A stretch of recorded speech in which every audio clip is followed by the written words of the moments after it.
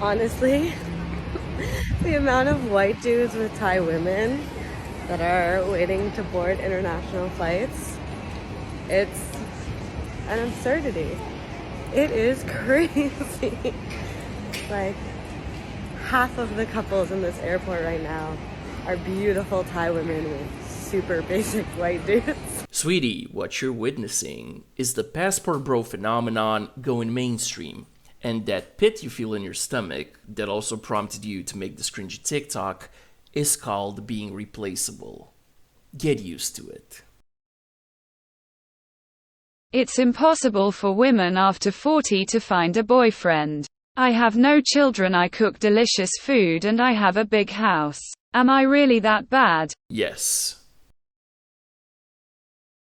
Ever notice how women are allowed to blame their behavior on their hormones, but men don't get that luxury? I'm sorry, but did you just say that we blame everything on our hormones? And are you talking about the hormones that cause us to bleed for 7 days out of every 28 and cause cramps that can rival the pain from a heart attack? Yeah. Hormones must really be no big deal, seeing as they can cause a 4-course meal to drain from my nipple and prepare a perfect storm in my uterus so that I can create a human life. Not at your age, sweetie.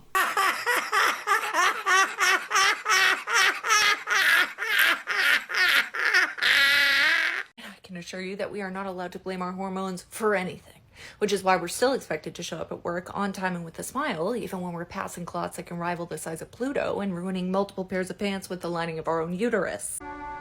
Fascinating. No one cares! You know who does blame everything on our hormones? Men. And on that note, I'm pretty sure you've also used our hormones as an excuse to keep women out of the military. What? You've also used our hormones as an excuse to keep women out of the military and out of position.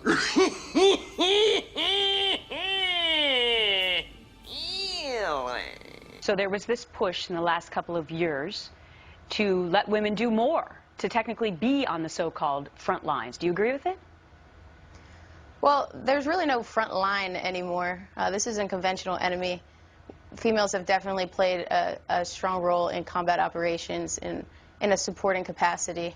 My specific concern is opening up infantry for females. Why? It's definitely not a cost. The cost definitely outweighs the benefits. It's not going to help the individual, and it's not going to help the institution.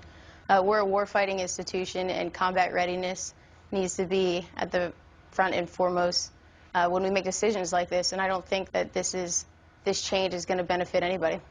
But why not? Why not?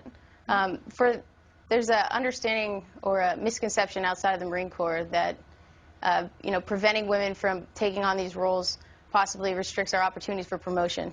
In the Marine Corps, men and women are promoted at the same rate.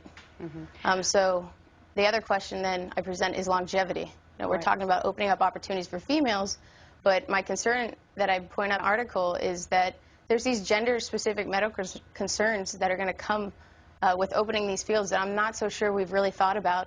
And on the backside of that, there's going to be a cost associated with these medical conditions. And are we ready to pay the price for that? I guess that was my question about why you think that it's a bad idea, because you yourself, I mean, by all regards, you're a very high-achieving woman, not only in life, but in the military. And what you point out in this article is that you went through some of the rigorous training that the men did, and what happened to you? I've faced a lot of weight loss, muscle atrophy. I also developed polycystic ovarian syndrome, which for me resulted in infertility. Bruh. It's a type of combat environment these days that's very strenuous, and I was only doing a portion of what our infantry brothers do. You know what? I'm gonna defer to Captain Katie Petronio on this, since she actually served in the Marine Corps and did the training. So, sit down, sweetie. This is above the pay grade and understanding of a TikToker.